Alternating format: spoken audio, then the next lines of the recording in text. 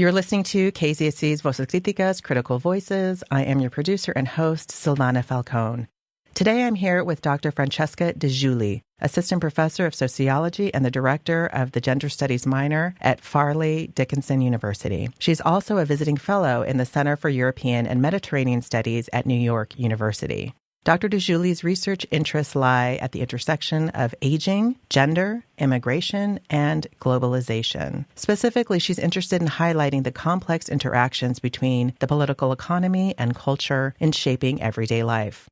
She's written numerous articles on the topic of gender, globalization, and migration throughout the years, exploring different subjects from labor laws in China to undocumented students in the United States. She's currently doing research exploring how policies like sexual consent become practiced in the everyday routine of people's lives.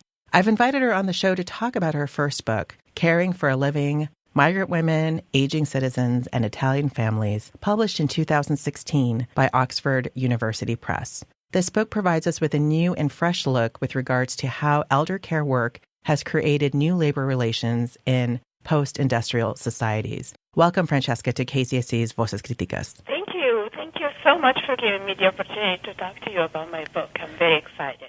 Well, I have to say, I really loved the book. I think you are such a beautiful writer, and I loved the stories that you told of these women, so I'm really excited to talk about your work. Why did you want to write this book and tell these incredible, moving, and compelling stories about home care, elder care workers in Turin, Italy?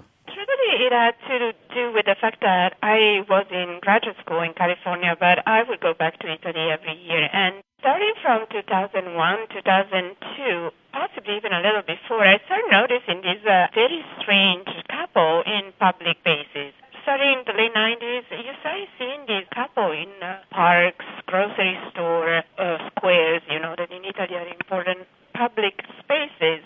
And they were usually of these young women, often of color, and these aging citizens who were struggling often to walk when they were on wheelchairs. And you could see that there was an interesting relationship between these two very different people. So I got intrigued, and I wanted to explore that.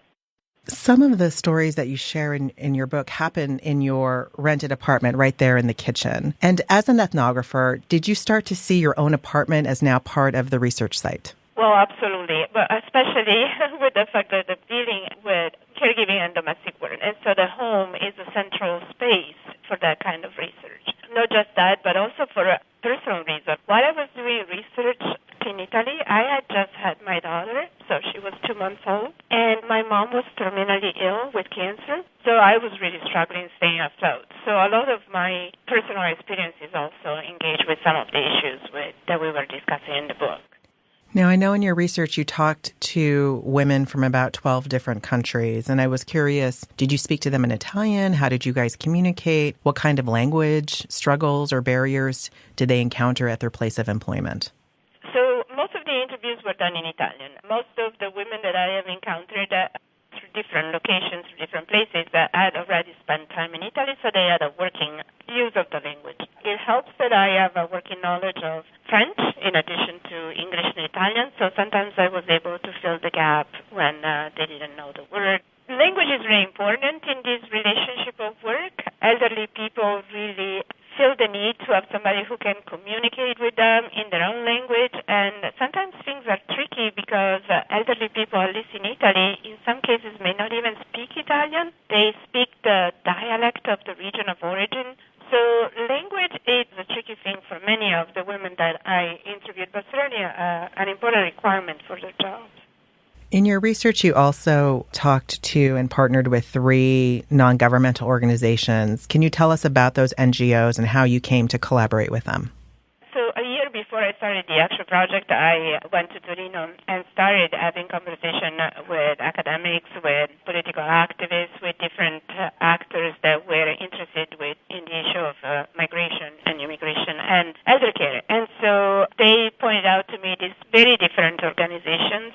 They were actually trying to mediate between the demand of Italian families and immigrant women looking for work. And they were doing so in informal way because technically at the time it was illegal to mediate between the supply and the demand. And I chose 3 of them that were significant because they provided different approach One was an organization, Críticas. So it's a Catholic organization. And they were working, trying to actually do exactly that, trying to help families, and they were trying to help immigrant women to find a job in the country. Then there was another organization that was actually much more connected with trying to empower migrant women as a trade union. They were also Catholic, but they had trade union perspective, so they were trying to work on the rights. And the third one is the one that then I collaborated more over time with, and it was a feminist organization that was formed by both immigrant women and Italian women who were working on a number of different issues, but eldercare had become a central one for them because of the urgency from both sides, the families looking for help and the women looking for jobs.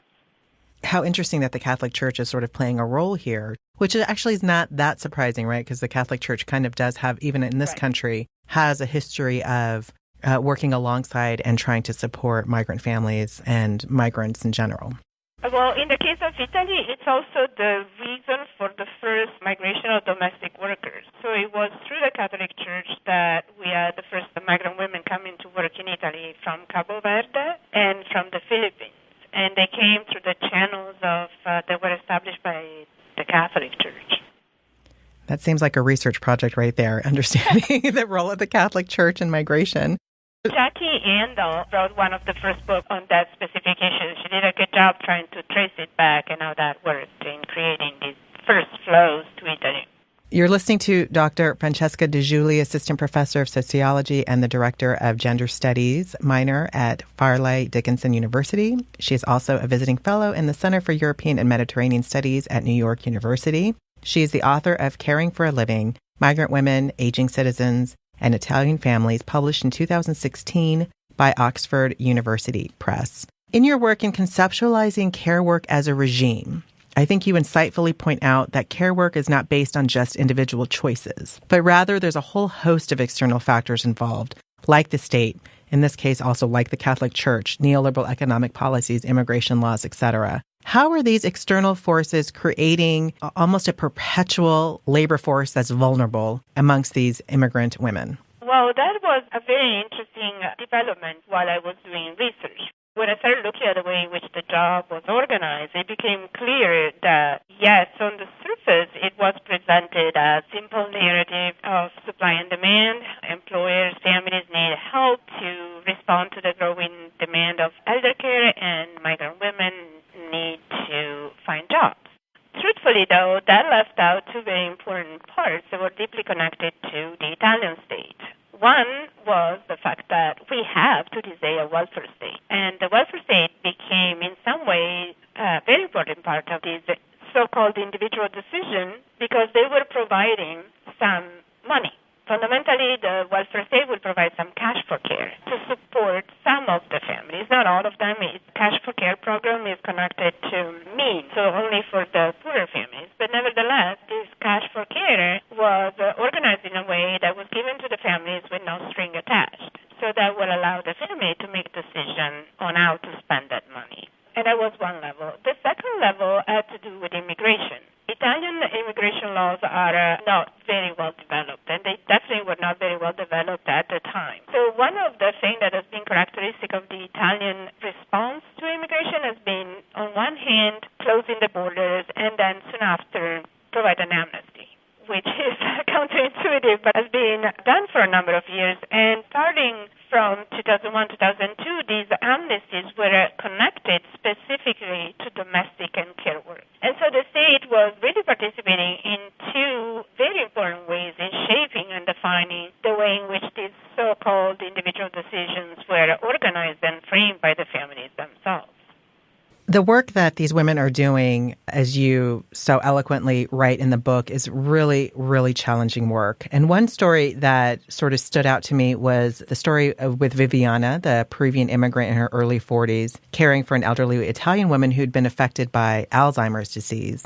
And I just want to read a little bit of what you wrote here about her typical day. And in the story, she says that her day starts every day around 6 a.m., sometimes a bit earlier. At the time, I usually wanted to keep sleeping, but I couldn't because Lydia wanted her breakfast. The problem was that she didn't want the breakfast I could prepare for her. No, she wanted it from the neighborhood coffee shop. She wanted a latte and a croissant every morning. Otherwise, she wouldn't eat. So every morning from 6 to 7:15, the time the coffee shop would actually open, I had to find ways to entertain her, talk to her, cajole her into being quiet. When the clock would hit 7:15, I would run out of the house, making sure to lock the door, otherwise she would escape, and hurry to the store to get her breakfast. At the coffee shop, they already knew me, and as soon as they would see me, they would prepare the latte. They knew that I was in a rush because if it took me too long to go back, Lydia would begin to act crazy. She would scream, kick the door, and in order to get back into the house, I had to calm her down and convince her that I wasn't a burglar, but that it was me, Viviana, with her breakfast. After she had breakfast, she would calm down and would go back to sleep, usually around 11:30 a.m. At this point, however, I was wide awake and would begin to do my daily chores. I just thought to myself, like, how long can someone like Viviana last in a job like this? It's incredibly demanding. There is no such thing as a day off or time to yourself, like you write in the book. And so I wondered if you could talk a little bit about, is there a high turnover? What kind of exhaustion do these workers express to you in the interviews? The condition of these jobs are at times really, really difficult. And part of the problem is that, as in the case of Viviana, many of these women are completely unprepared to take care of the elders. This is not what they were doing prior to migration. So they, in most cases, they enter these jobs just on the basis of ideas connected to gender. So as women, they're supposed to be caring and nurturing. So they enter this relationship of labor, and they are incredibly demanding in a normal situation. But they, in some cases, like in the case of Viviana, they are actually confronted with more complex pathologies like Alzheimer's or senile dementia, and they're not trained for that. So they have to, as you can see from what I was saying, figure it out how to respond to these needs on their own. And so they have to develop all these different kind of strategies and skills to respond to these demands. Of course, not all of them experience this situation, but it was fairly common. Once again, the turnover, I think that, Silvana, that's a very good question. It depended really on their ability to have access to a work permit or not, or in other words, to their status as migrants in the country. So, for example, people who had the opportunity to have access to legalization or to a work permit would not last very long time in this job. But I can also tell you that I have encountered, for example, workers who had spent 12 years in situations like these, just because they weren't able to convince the employers to help them become regular. They were afraid that if they had lost their jobs, they wouldn't be able to find another one because of their race or their religion. And so they ended up staying for a very long time with the same person, not to mention the relationship that people create in these jobs are very, very intense. And so some people would stay in very difficult working conditions just because of the bond that they had established and created with the elderly in their care.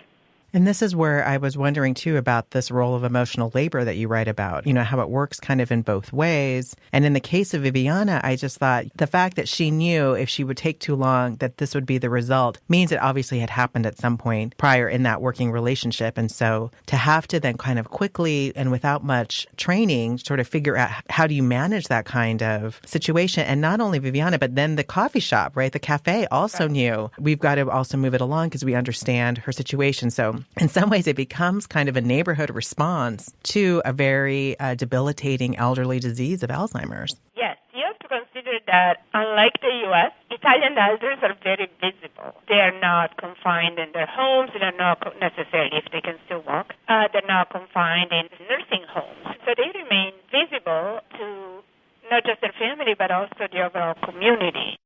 So also related to the emotional labor, you offer this very generative framing with regards to time and labor, the time of care and time of production. Could you explain what you mean by time of care and time of production? Time of care and time of production are contradictions that become evident when the family members enter the relationship. It has to do with gendered expectation and gender understanding that we have of domestic work and care work. And so they would see the migrant women working with the elders maybe spending a long time in their days talking to the elders, singing for the elders, sitting with them, caressing them, and in some cases, family members were not able to see that as work.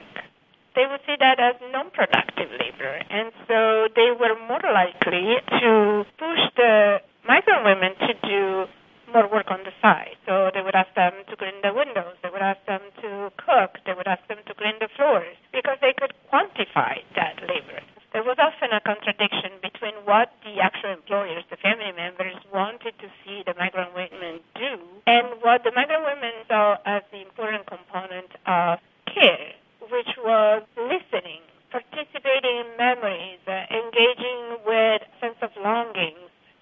I think there is something about how we do not value, in many instances, not just in the eldercare worker study that you've done, but just in general, that we don't value the time it takes to connect with someone, the time it takes to have a conversation, the time it takes to listen to somebody who needs to be listened to. And what does it say about us that we don't value time of care in the same way that we value time of production, that we have to quantify things in order to give them value? But I think you rightfully point out we need to understand time in a much more holistic way, because time of care is in many ways as vital to time of production.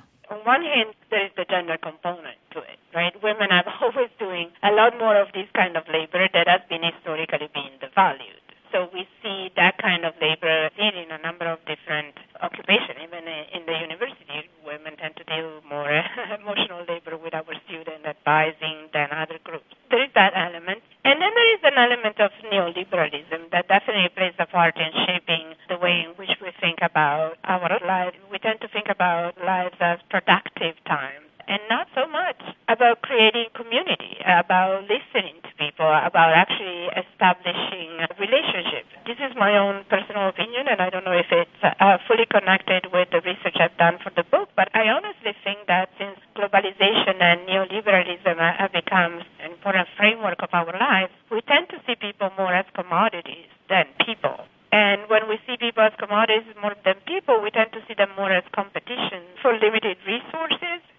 I was even thinking about not even just the time of care in terms of just listening, but just being present, just sitting there, just, hugging someone, just sitting next to someone. We have lost that connection in such a way that it's harming us. If anything, neoliberalism has disconnected us from just knowing one another in a genuine way, because we always have to be quantifying and doing something. And I think we see a lot of this in academic life, right? That if we're not working 24/7, that somehow we're lacking. And sometimes you can't do that. And sometimes, you maybe don't get finish the lecture in the way that you wanted to because the student needed your time. And maybe it takes you longer to grade because you had a lot of students in your office that week, and nobody necessarily sees that kind of connection. I totally agree. I had an experience with that yesterday that I found myself stressed because I had many things to do, but I could see I had two students in my office that really just wanted to talk, and they wanted to talk about their experience of traveling abroad and sharing that with me because they know that I am from a different country. And it was really hard for me to find the urge to say, I need to go and move on to my next activities instead of actually being able to provide them with that moment of connection.